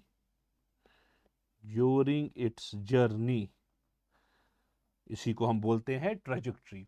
at what point of trajectory does the projectile have minimum speed? बच्चे को पता है, जब हमने प्रोजेक्टाइल को लगाया किस पॉइंट पे इसकी स्पीड सबसे कम होगी? टॉप मोस्ट पॉइंट पे। आपको पता है प्रोजेक्टाइल के पास दो वेलोसिटीज होती है, एक हॉरिजॉन्टल वेलोसिटी, दूसरी वर्टिकल। हॉरिजॉन्टल वेलोसिटी जो है वो यूनिफॉर्म रहती है थ्रू आउट इट्स मोशन, वो सेम रहती है, लेकिन वर्टिकल चेंज होती है। टॉप मोस्ट पॉइंट पे वर्टिकल कंपोनेंट जीरो बनता है, जिसकी वजह से ओवरऑल वेलोसिटी जो है वो कम हो गई। So at top most point of projectile, at top most point of projectile, projectile के पास सबसे कम स्पीड है क्योंकि वर्टिकल कंपोनेंट वहां पे जीरो बनता है। When a projectile is projected at an angle horizontal, then which of the components remain constant? अभी तो मैंने बोला। चलो प्यारे बच्चों, हमने प्रोजेक्टाइल को इस तरह से लगाया। अरे रे बाबा, हमने प्रोजेक्टाइल को इस तरह से लगाया। प्रोजेक्टाइल के दो कंपोनेंट्स है, यू कॉस थीटा, दूसरा कंपोनेंट है यू साइन थीटा। एक कंपोनेंट कांस्टेंट रहेगा थ्रू आउट, वो कौन सा हुआ? You cos theta component constant रहता है through out. You sine theta जो है वर्टिकल कंपोनेंट, ये चेंज, जितना जितना ऊपर जाएगा प्रोजेक्टाइल उतना उतना कम हो जाएगा। सो यू साइन थीटा जो है ये चेंज होता है, और यू कॉस थीटा जो है वो कांस्टेंट रहता है through out the motion of projectile. which velocity component remains constant? आप बोलोगे हॉरिजॉन्टल कंपोनेंट, हॉरिजॉन्टल कंपोनेंट, और वो किसके बराबर है? u cos थीटा, जो कि कांस्टेंट थ्रू आउट रहता है। When a projectile, what is projectile? Projectile की डेफिनेशन अभी तो मैंने बोली, determine its trajectory, time of flight, maximum height and horizontal range when it is projected at an angle theta। Projectile को लगाया गया एट एन एंगल थीटा पे। आपको ये सारी चीजें जो है प्यारे बच्चों, ये सारी चीजें जो है वो निकालनी है। चलो इस तरह से मैंने प्रोजेक्टाइल को लगाया। अरे रे बाबा, प्रोजेक्टाइल को लगाया with velocity u making an angle theta. ठीक है, प्रोजेक्टाइल इस तरह से गई टॉप मोस्ट पॉइंट पे और गिर गई। ठीक है, सो इसके दो कंपोनेंट्स होंगे u cos थीटा इनिशियल, और यहां से u sin थीटा वर्टिकल। चलो प्यारे बच्चों, आप बोलोगे दो कंपोनेंट्स हुए, आय हाय, u cos थीटा जो है प्यारे बच्चों वो कांस्टेंट रहेगा थ्रू आउट इट्स जर्नी, और सो अलोंग, और ये है अलोंग एक्स एक्सीज। मैंने एक्सीज बनाई ताकि आपको समझ आएगा। So velocity along X axes uniform है, और वाई एक्सीज जो है वहां से वेलोसिटी जो है नॉन यूनिफॉर्म है प्यारे बच्चों, नॉन यूनिफॉर्म है। What is initial velocity along Y? वो है u साइन ऑफ थीटा, है ना। और लेकिन ये इनिशियल है, एक्सेलरेशन कितनी है, माइनस जी के बराबर, क्योंकि बॉडी जब अलोंग वाई डायरेक्शन में ऊपर जाएगी, इसकी दो एक्स हम अलग सॉल्व करेंगे, वाई अलग। वाई डायरेक्शन में एक्सेलरेशन ड्यू टू ग्रेविटी हमेशा डाउनवर्ड एक्ट करती है, मैंने माइनस जी लगाई। टाइम हम रखेंगे इंस्टेंटेनियस टाइम टी, किसी भी टाइम के पास इसकी वेलोसिटी चेंज होगी, v equal to you plus A T, A के बदले minus G. So x along x axis velocity uniform है, along y axis equations of motion use करने पड़ेंगे। यूनिफॉर्म मोशन को हम सिंपल फॉर्मूला लगाते हैं, वेलोसिटी जो है वो डिस्प्लेसमेंट बाय टाइम है, एक्सेलरेशन के टाइम 3 इक्वेशन। सो हमें ये कॉन्सेप्ट मिला, अलोंग एक्स एक्सिस हमें फॉर्मूला यूज करनी है, velocity equal to displacement by time. क्यों? क्योंकि ये यूनिफॉर्म मोशन है, यूनिफॉर्म मोशन को ये फॉर्मूला लगती है। Along Y axis acceleration due to gravity है जी, यूनिफॉर्मली एक्सेलरेटेड मोशन है, 3 इक्वेशन। सो एक्स एक्सिस से अलोंग एक्स एक्सिस 3 इक्वेशंस नहीं यूज कर रही है क्योंकि यूनिफॉर्म मोशन है। Along Y axis 3 equation use कर रही है क्योंकि यूनिफॉर्मली एक्सेलरेटेड मोशन है। चलो प्यारे बच्चों, इतना तो समझ आया होगा। चलो बच्चा लोग अब नजर रखो, अब जब बॉडी इस तरह से गई, चलो प्यारे बच्चों एंगल थीटा पे, चलो एक्स है इसका हॉरिजॉन्टल कंपोनेंट, वाई है इसका वर्टिकल कंपोनेंट, किसी भी इंस्टेंट ऑफ टाइम टी पे। चलो अलोंग एक्स एक्सीज ले लो, अलोंग एक्स स्पीड जो है, अलोंग एक्सिस स्पीड किसके बराबर है, यू कॉस थीटा, ये थ्रू आउट रहेगी। सो यू कॉस थीटा बोलोगे डिस्प्लेसमेंट डिवाइडेड बाय टाइम के बराबर है, क्योंकि ये थ्रू आउट यही है। सो एक्स आपको आएगा प्यारे बच्चों you cos of theta into T.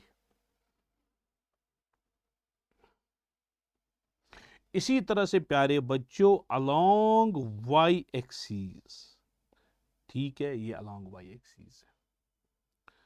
अच्छा, what is initial velocity, initial velocity जो है वो u साइन ऑफ थीटा है, ठीक है। जरा फाइनल वेलोसिटी वो क्या यही रहेगी, नहीं, ये चेंज होगी। अच्छा, इतना क्लियर हुआ आपको, इतना तो क्लियर हुआ। जरा टाइम क्या आएगा ऊपर से, x divided by u cos of theta, ठीक है प्यारे बच्चों। अब along y axis s is equal to u t plus half of a t square, यही फॉर्मूला तो आएगी। s आपको y के बराबर आएगा, u किसके बराबर आएगा,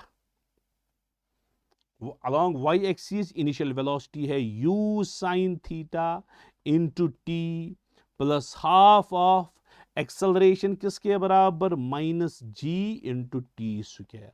सो y आपको आया प्यारे बच्चों u sine theta into T minus half of g T square. ये अलोंग y एक्सिस फॉर्मूला निकली, x एक्सिस के along displacement by time simple formula, y axis के अलोंग 3 इक्वेशंस। ये जो टाइम आपने निकाला ये यहां पे सब्स्टिट्यूट करो, y आपको आएगा u साइन ऑफ थीटा, जरा t के बदले क्या लिखोगे, x by u cos theta minus half of g, t के बदले x by u cos theta square. ठीक है बच्चा लोग, मैंने t का वैल्यू वहां से लिया, यहां पे सब्स्टिट्यूट किया, ये u इस u के साथ गया, y आपको आएगा x साइन बाई कॉस कितना हुआ, ten of theta minus 1/2g, ऊपर आएगा x स्क्वायर, नीचे आपको आएगा you square cos square theta. तो ये रही इक्वेशन ऑफ ट्रेजेक्ट्री। आपको दिख रहा है एक्स में स्क्वायर है प्यारे बच्चों, यहां पे एक्स है और एक्स में उसके बाद स्क्वायर है, तो ये पैराबोला रिप्रेजेंट करता है। तो ये जो है प्रोजेक्टाइल ये पैराबोलिक पाथ फॉलो करेगी क्योंकि ये पैराबोला की इक्वेशन है। तो इक्वेशन नंबर 1 था पहला, determine the equation of trajectory, ये आई। अब उसके बाद टाइम है, मैक्सिमम हाइट है और रेंज है, टाइम है, मैक्सिमम हाइट है और रेंज है। चलो प्यारे बच्चों अब टाइम की बात करेंगे, टाइम ऑफ फ्लाइट की बात, ऊपर गया। चलो प्यारे बच्चों अब टाइम ऑफ फ्लाइट की बात करेंगे, टाइम ऑफ फ्लाइट की बात, ठीक है। तो प्यारे बच्चों अगर आप देखोगे through out the motion of projectile, ठीक है, इसमें ये इनिशियल पॉइंट ओ से लेकर ए तक असेंड करेगा, फिर ए से लेकर बी तक डिसेंट करेगा। टी ए हुआ time of ascent, t b हुआ, टी डी हुआ टाइम ऑफ डिसेंट। तो टोटल टाइम में दो टाइम्स आएंगे, time of ascent plus time of descent. जितना टाइम ऑफ एसेंट उतना ही टाइम ऑफ डिसेंट भी है ना, क्योंकि जैसी मोशन अपवर्ड वैसी मोशन डाउनवर्ड। सो टाइम आप लिखोगे बराबर टी ए बी टी के बराबर लिखो, टी डी बी टी के बराबर ट्वाइस टी। अब हम टाइम ऑफ एसेंट या टाइम ऑफ डिसेंट निकालेंगे।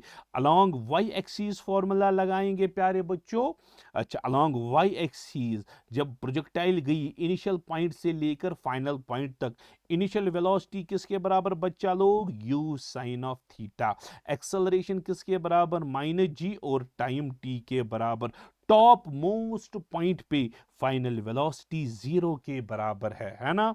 तो यूज करो तीसरी equation of motion, v equal to you plus A T. पहली इक्वेशन ऑफ मोशन यूज करेंगे, final velocity zero, initial velocity u sine of theta plus acceleration minus जी, और time of accent t के बराबर है। तो आप सबस्टिट्यूट करोगे, T आपको किसके बराबर आएगा बच्चा लोग, हाय हाय, टी आपको ये सॉल्व करके आपको टी आपको आएगा U sine of theta divided by G के बराबर। ये रहा आपका टाइम ऑफ एसेंट या टाइम ऑफ डिसेंट। ठीक है, so total time of flight आपको ट्वाइस टी आएगा। Total time of flight two U sine of theta divided by G. So time of flight आपको आया two U sine theta divided by G के बराबर। ये रहा प्यारे बच्चों आपका टाइम ऑफ फ्लाइट। तो ये था प्यारे बच्चों टाइम ऑफ फ्लाइट। तो वर्टिकल मोशन हमने ली, तो वहां से टाइम ऑफ फ्लाइट मिला। अब चलो प्यारे बच्चों, दूसरा है मैक्सिमम हाइट की बात। मैक्सिमम हाइट, मैक्सिमम हाइट के लिए भी हम वर्टिकल मोशन लेंगे। व्हाट इज इनिशियल वेलोसिटी प्यारे बच्चों, अलोंग वाई डायरेक्शन में यू साइन थीटा है ना। जब टॉप मोस्ट पॉइंट पे बाल पहुंचेगी तो उसकी फाइनल वेलोसिटी जो है जीरो के बराबर बनेगी, एक्सेलरेशन माइनस जी के बराबर। और ये जो डिस्प्लेसमेंट ये कवर करेगा यही तो हाइट है अलोंग वाई डायरेक्शन। तो फॉर्मूला लगाएंगे v square minus u square equal to 2as। V है जीरो स्क्वायर, यू है u sine theta whole square equal to 2 acceleration minus g displacement h। Minus minus के साथ गया, h आपको आएगा you square sine square theta, नीचे 2g आएगा। ये आपको मैक्सिमम हाइट की फॉर्मूला मिली। अब है प्यारे बच्चों तीसरी, हाय ज्यादा ऊपर गया। चलो बच्चों, हॉरिजॉन्टल रेंज की बात करेंगे। तो रेंज क्या है प्यारे बच्चों, इनिशियल पॉइंट से लेकर फाइनल पॉइंट जो इसने हॉरिजॉन्टल डिस्टेंस कवर अप की, इसी को रेंज कहा जाता है। रेंज कहां से है, अलोंग एक्स एक्सिस से रेंज है। अलोंग एक्स एक्सिस एक ही वेलोसिटी है u cos थीटा, और ये थ्रू आउट कॉन्स्टेंट है। सो आप फॉर्मूला लगाओगे u cos थीटा पूरी डिस्टेंस किसके बराबर, आर, और इनिशियल से लेकर फाइनल टाइम तक इसको टोटल टाइम टी लग गया, डिस्प्लेसमेंट में टाइम। क्रॉस करो बच्चों, आर आपको आया U cos theta into T के बराबर आया ना। सो आर आपको आया यू कॉस थीटा, टी है time of flight, two U sine theta divided by G. Range आपको आएगा you square twice sine theta cos theta divided by G. U हुआ U square twice sine theta cos theta by G. Range आपको आएगा you square twice sine theta cos theta sine two theta कहलाता है, और whole divided by ji. Sine two theta, हाय हाय, sine two theta whole divided by G. ये आपका range आ गया। सो फॉर्मूला क्या क्या निकली, तो प्यारे बच्चों, number one time of flight के लिए two U sine theta divided by G. Height के लिए U square sine square theta by 2g, और रेंज के लिए U square sine 2 theta divided by G के बराबर।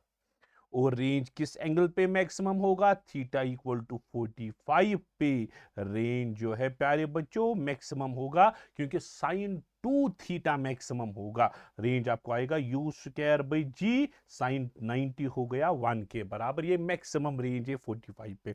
और अगर थीटा पे रेंज आर है तो 90 माइनस थीटा पे भी सेम रेंज होगा। इनको कॉम्प्लीमेंट्री एंगल्स बोलते हैं। अगर 30 डिग्री पे रेंज आर है तो 90 माइनस 30 यानी कि 60 डिग्री पे भी इतनी ही रेंज होगी। तो ये था प्यारे बच्चों प्रोजेक्टाइल की डेरिवेशन।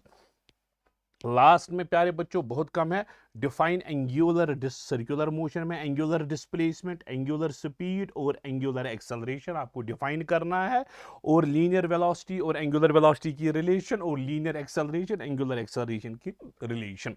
चलो प्यारे बच्चों, नंबर 1, ये प्यारे बच्चों आपने एक सर्कुलर मोशन ली, ये सेंटर पे है, ये पार्टिकल ने ए पार्ट पॉइंट के पास स्टार्ट किया, आहिस्ता आहिस्ता पहुंच के बी के पास गया।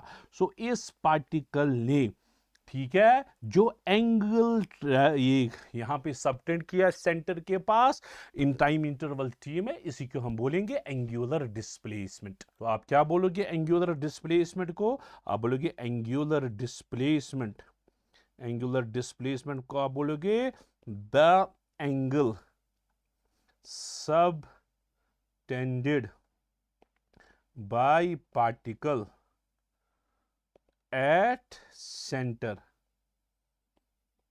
in a given interval of time is called angular displacement, theta से रिप्रेजेंट की जाती है।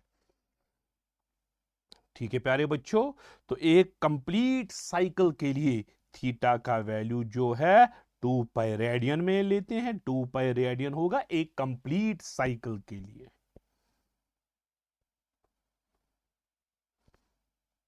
चलो बच्चों इतना क्लियर हुआ। चलो बच्चा दूसरा। अब आएंगे प्यारे बच्चों एंगुलर वेलोसिटी पे, एंगुलर वेलोसिटी पे। एंगुलर डिस्प्लेसमेंट जो पार्टिकल ने कवर की पर यूनिट टाइम में, उसको हम बोलेंगे एंगुलर वेलोसिटी। अब बोलोगे the ratio of, simple definition, the ratio of angular displacement and the time interval, इसका ही टाइम, इसको बोलते हैं एंगुलर वेलोसिटी, ओमेगा से रिप्रेजेंट की जाती है, angular displacement theta time T. ठीक है, एक कंप्लीट साइकिल के लिए, एक कंप्लीट साइकिल के लिए ओमेगा का वैल्यू, एक कंप्लीट साइकिल के लिए थीटा का वैल्यू होगा 2 पाई, और एक कंप्लीट साइकिल का टाइम हम टाइम पीरियड टी मानते हैं, तो ये होगा 2 pi by T, 1 complete cycle के लिए, 1 कंप्लीट साइकिल के लिए। और इसका यूनिट होगा, ऊपर है रेडियन, नीचे है सेकंड, रेडियन पर सेकंड एंगुलर वेलोसिटी। आया define angular displacement, angular speed और एंगुलर एक्सेलरेशन। एंगुलर एक्सेलरेशन क्या बोलोगे प्यारे बच्चों? बोलोगे एंगुलर एक्सेलरेशन जो है, एंगुलर एक्सेलरेशन जो है, एंगुलर एक्सेलरेशन जो है, बोलोगे the rate of change of angular velocity is called angular acceleration. ठीक है प्यारे बच्चों, ये है यानी कि एंगुलर एक्सेलरेशन अल्फा जो है D omega divided by D T के बराबर होगा। इसको आप बोल सकते हो ratio of angular, rate of change of angular displacement भी। हाँ, इसको आप बोलेगो rate of change of angular displacement, उसको भी बोलेंगे एंगुलर वेलोसिटी। अब प्यारे बच्चों इनको क्या करना है, इनके सब how are linear velocity, linear acceleration, angular speed और एंगुलर एक्सेलरेशन। लीनियर वेलोसिटी और एंगुलर वेलोसिटी की रिलेशन, लीनियर एक्सेलरेशन और एंगुलर एक्सेलरेशन की रिलेशन आपको देखनी है। ये भी बहुत आसान है, बहुत आसान है। चलो यहाँ पे हम लीनियर वेलोसिटी और एंगुलर वेलोसिटी की रिलेशन देखेंगे प्यारे बच्चों। तो यहाँ पे हमने एक सर्कल बनाया, तो पार्टिकल जो है इसने यहाँ ए के पास स्टार्ट किया बच्चा लोग, आय हाय, और पार्टिकल बी के पास गया, है ना। तो ये है ए, ये है बी। इसने कवर की डिस्प्लेसमेंट जो है, छोटी डिस्प्लेसमेंट हम मानेंगे, ए से लेकर बी तक डिस्प्लेसमेंट डेल्टा एस है, और यहां से यहां तक इसको टाइम जो है डेल्टा टी लग गया, और यहां पे एंगुलर डिस्प्लेसमेंट जो है थीटा के बराबर है। चलो प्यारे बच्चों, जरा ये है, आपको पता है एंगल किसके बराबर होता है? Length of arc by radius of arc. Radius हम आर मानेंगे, आर्क की लेंथ यहां से यहां तक है, ये है आर्क की लेंथ, ये है रेडियस। सो आर्क की लेंथ आप बोलोगे delta s divided by r. So delta s आपको आएगा आर इंटू थीटा के बराबर। डेल्टा एस छोटे एंगल के लिए, delta S linear displacement, theta है एंगुलर डिस्प्लेसमेंट।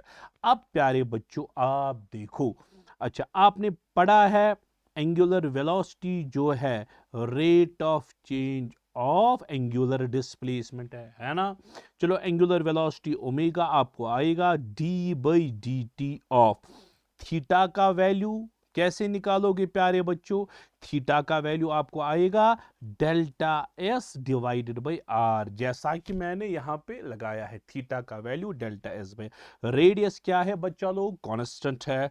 ओमेगा आपको आएगा 1/r d/dt of delta S. Delta S क्या है बच्चों? Linear displacement. लीनियर डिस्प्लेसमेंट की डिफरेंशिएशन लीनियर वेलोसिटी कहलाती है। सो आप बोलोगे ओमेगा जो है 1/r times linear velocity, cross करके v आपको आएगा r ओमेगा के बराबर। So this is the relation between linear velocity and angular velocity. अगर वेक्टर फॉर्म में लिखना है, v आपको आएगा ओमेगा क्रॉस r के बराबर। अगर ये सर्कल है प्यारे बच्चों, एंगुलर वेलोसिटी आपको पता है ये है लीनियर वेलोसिटी। किसी भी जगह अगर आपको लीनियर वेलोसिटी की डायरेक्शन ढूंढनी है, उस पॉइंट पे आपको टेंजेंट ड्रा करना है। Tangent will give direction of linear velocity at that point. चलो बच्चा लोग, अब आते हैं लीनियर एक्सेलरेशन और एंगुलर एक्सेलरेशन की रिलेशन पे। हाय हाय, लीनियर एक्सेलरेशन और एंगुलर एक्सेलरेशन की रिलेशन पे आएंगे। अच्छा आप मुझे बोलो प्यारे बच्चों, ये जो है एंगुलर एक्सेलरेशन, ये किसके बराबर होगा? d/dt of omega, rate of change of angular velocity.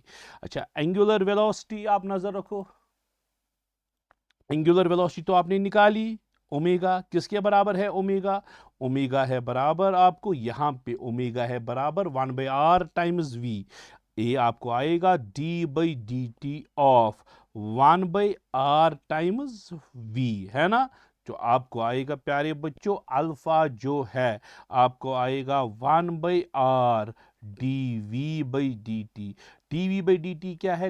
Rate of change of linear velocity, linear acceleration कहलाता है। आपका a डिवाइडेड बाई r आएगा, या a आपको आएगा अल्फा r के बराबर।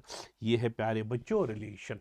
अगर आपको वेक्टर साइन में दिखानी है बच्चों, तो आप लिख सकते हो a is equal to alpha cross r।